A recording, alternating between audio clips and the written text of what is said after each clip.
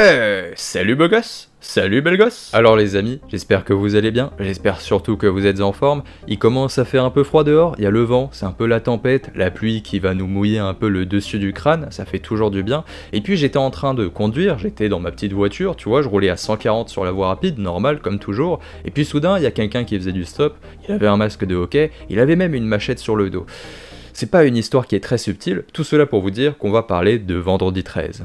Vendredi 13 fait partie des franchises les plus importantes de l'univers horrifique. En plus d'avoir conçu des films excellents, c'est surtout la création d'une icône qui importe à cette culture que nous chérissons. C'est simple, tout le monde connaît le masque de Jason Voorhees, c'est dans l'inconscient populaire. Les personnes, quand ils vont voir un masque de hockey, ils savent que ça a une connotation un peu négative et que ça fait référence à un antagoniste qui est certainement un tueur en série. Encore une fois, qu'ils connaissent la franchise Vendredi 13 et qu'ils aient vu les films ou non. Et puis surtout, Vendredi 13, il incarne le cliché ultime des films d'horreur. Du moins, c'est ce qu'on se représente tous deux dans notre esprit. Un tueur en série imposant, dans une colonie de vacances, avec des personnages stéréotypés au possible, dans une ambiance typique des années 70 et des années 80. Et ce ne sont pas des défauts, bien au contraire, c'est tout ce qui donne le charisme à cet univers. Et c'est au contraire lorsque la franchise va justement se détacher un peu de ce cadre typique, qu'on va s'éloigner du cadre de la colonie de vacances, qu'elle va prendre des directions totalement innovantes, pour le meilleur comme pour le pire.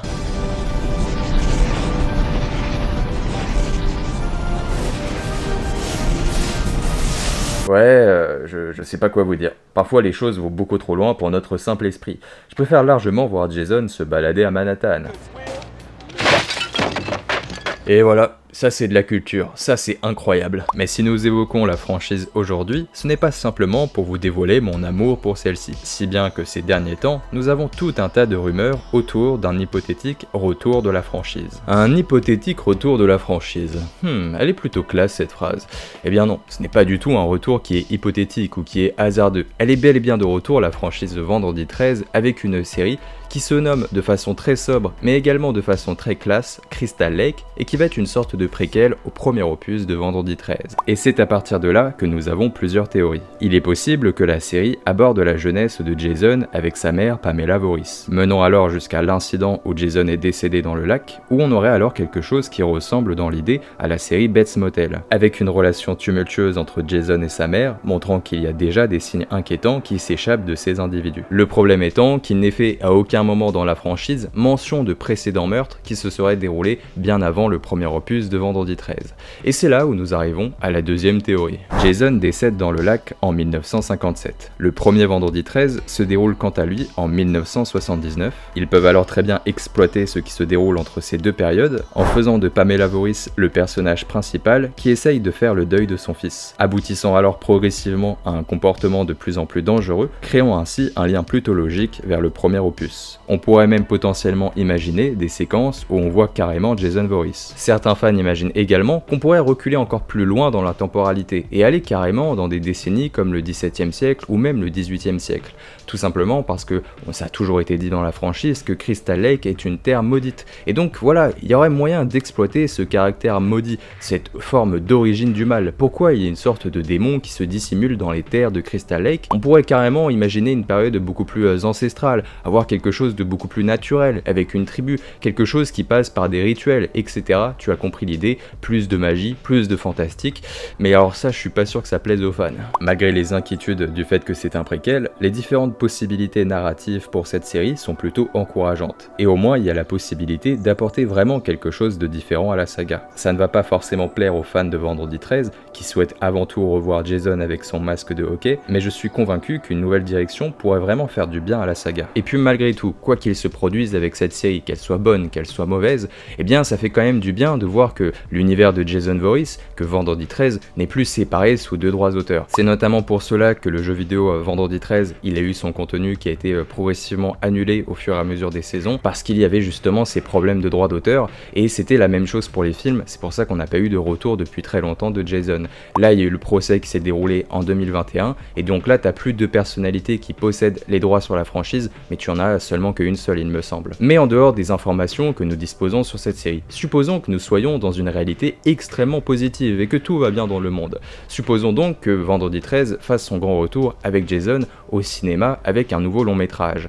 Dans quelle direction la franchise doit se diriger pour à la fois convaincre les fans de la saga qui sont les amoureux et qui forment le cœur même de la saga Vendredi 13, et en même temps dans quelle direction elle doit aller pour essayer de convaincre un nouveau public et pour que également ils deviennent des fans.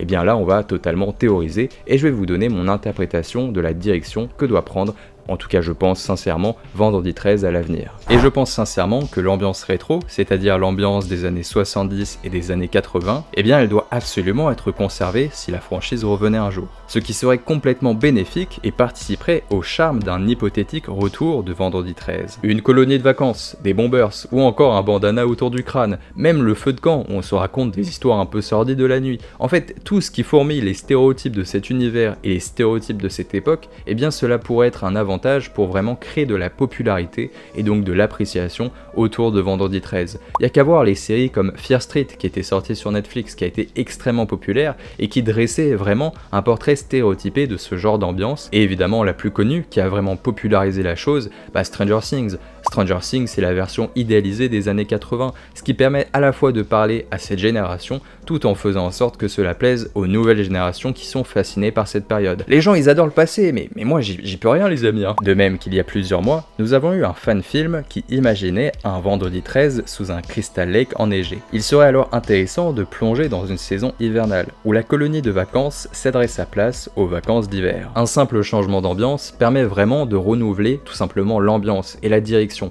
de créer comme si on regardait quelque chose de totalement nouveau, d'avoir un nouvel environnement. Et encore une fois, l'hiver, la saison hivernale, le froid, le caractère un peu glacial, cela pourrait être une nouvelle interprétation de Crystal Lake lorsqu'il n'y a pas la colonie de vacances, mais la colonie hivernale. Et puis surtout, ça serait cohérent avec le discours du genre du slasher. Le genre du slasher c'est quoi? Eh bien c'est tout simplement un chasseur, en l'occurrence Jason, qui va tout simplement traquer une proie. Et ouais, il y a vraiment ce côté chasse en hiver, il y a vraiment ce côté austère, la neige, le froid, le caractère glacial, le fait d'avoir des stalactites, enfin bref, t'as saisi l'idée, cela donne une ambiance beaucoup plus fragile, où l'homme n'est pas censé être en sécurité, et de développer une forme de paranoïa tout simplement. Et je rajouterais même quelque chose, le masque blanc de Jason, il peut extrêmement bien se dissimuler dans la neige. Et pour terminer, j'aimerais que la saga plonge dans une dimension beaucoup plus fantastique qu'auparavant. Les univers mythologiques sont importants pour le spectateur, c'est ce qui va permettre d'entraîner une véritable fascination, et donc de nous faire rêver. Je pense notamment aux scènes présentes dans Freddy contre Jason, où nous étions dans la dimension de Jason Voorhees, ou du moins dans son monde interne, celui de son esprit. Il serait intéressant de reproduire un schéma similaire, avec des visions de ce que s'imagine Jason, ou plutôt la façon plus fantastique dont il perçoit le monde. Un monde qui s'imagine dans son esprit, et on pourrait même concevoir des formes de séquences un peu hypnotiques, où on se demande si on est dans le réel, ou si on est dans quelque chose de totalement irrationnel. Et je dirais même que, à mesure que les personnages découvrent des réponses vis-à-vis de l'histoire et notamment du personnage de Jason, qu'il plonge en quelque sorte dans son passé, et bien à mesure qu'on découvre de plus en plus de réponses, à mesure que Jason commet de plus en plus de meurtres, et bien cette réalité totalement irrationnelle, et bien devient quelque chose de tangible, devient quelque chose qui va en quelque sorte plonger le monde dans une dimension plus fantastique encore. Cela permettrait ainsi de créer quelque chose d'un peu plus extraordinaire, et je dirais même de mythologique, qui est pour moi la plus grosse faiblesse en fin de compte de Vendredi 13, c'est qu'on est vraiment dans du slasher brut de décoffrage, il manque toujours quelque chose de plus fantastique, quelque chose qui permettrait de rentrer en profondeur dans une histoire beaucoup plus complexe. Et bien écoutez les amis, j'espère sincèrement que vous avez passé un bon moment avec moi, j'espère sincèrement que cette vidéo vous a plu. C'était le pire cosplay que j'ai vu de toute ma vie. Si c'est le cas, n'hésitez pas à faire la propagande de la chaîne, à vous abonner, liker, partager. Vous connaissez tout cela, vous connaissez comment ça fonctionne. Avec Jason, on vous fait de gros bisous. Prenez soin de vous, à la prochaine. C'était Romain, toujours une immense fierté de partager des petits moments avec vous. Ouais, je sais pas, c'est quelque chose qui fait vraiment plaisir. Enfin bref, prenez soin de vous, à la prochaine. C'était Romain. Mouah, ciao, belle les amis.